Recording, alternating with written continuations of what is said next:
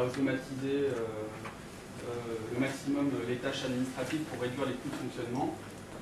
Maintenir la qualité et la disponibilité des services.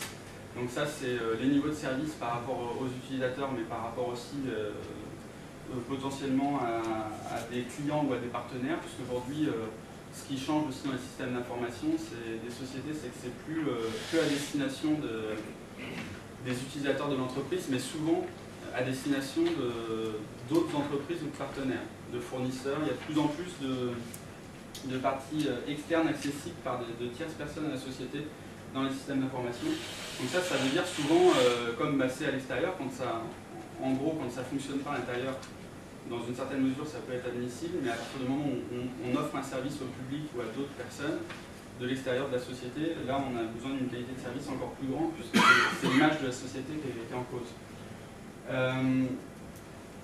Garantir la pérennité des systèmes, ça c'est une des problématiques des DSI aujourd'hui, c'est de se dire, bon, bah, j'investis des milliers d'euros dans une technologie, mais qu'est-ce qui me dit que dans 2 ans ou dans 3 ans, je vais pouvoir continuer de miser sur cette technologie?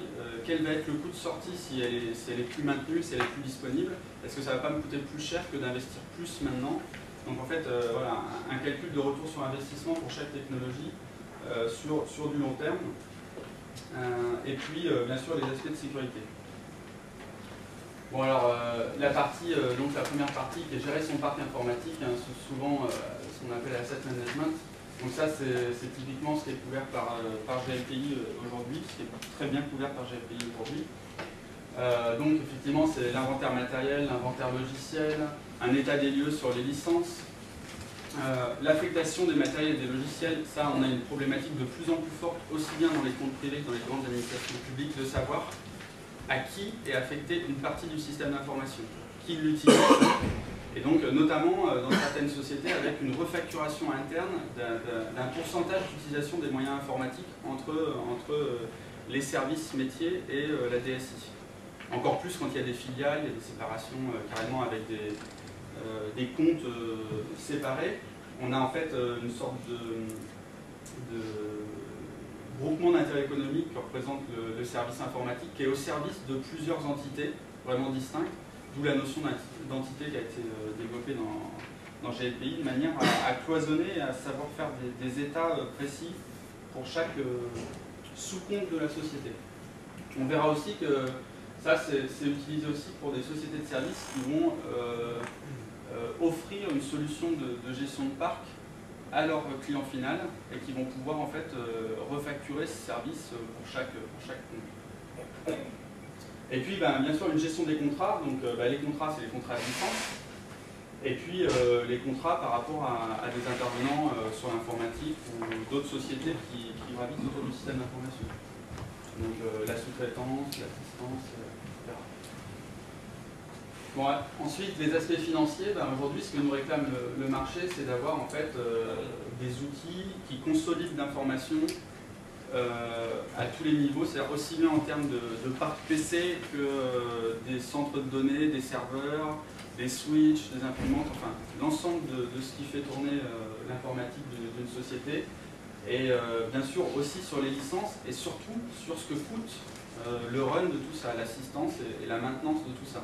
Parce que c'est toujours pareil, si on investit 1000 PC à 500 € et qu'en fait on dépense 500 € par mois et par poste pour les maintenir en vie, au final ça coûte plus cher que d'acheter des solutions plus fiables au départ. Donc ça, on a vraiment besoin d'avoir un outil sur un parc étendu qui est capable de nous remonter les informations à la fois de ce que ça a coûté à l'achat, de ce que ça coûte en termes de licence pour maintenir sur plusieurs années, et puis ce que ça coûte même avec les effectifs internes des services informatiques, les gens qui font partie de votre service informatique, combien ça coûte en temps, et donc après de refaire des calculs par rapport aux charges et aux salaires de ces gens-là pour savoir combien coûte un ordinateur, enfin coûte possession totale d'un système, d'un ordinateur, d'un service ou d'un logiciel.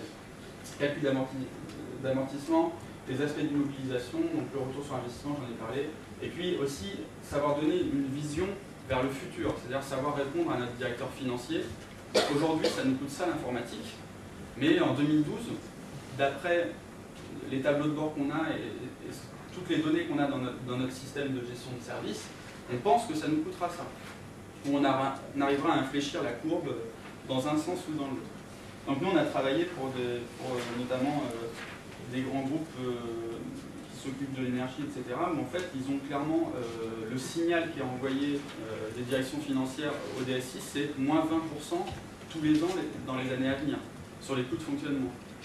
Donc ça, quand on a des impératifs comme ça, bah ces groupes-là, ils se posent la question, effectivement, ils se posent la question OpenOffice plutôt que Microsoft Office, ils se posent la question des licences, même du desktop. Il y a des réflexions fortes sur est-ce qu'on va garder des Windows XP pour faire de la bureautique et de l'Internet pour un utilisateur égale un processeur, une mémoire, un disque dur, un Windows XP, un Microsoft Office, une licence Outlook, enfin, on multiplie à chaque fois les couches applicatives et de licences, alors qu'on pourrait le traiter différemment.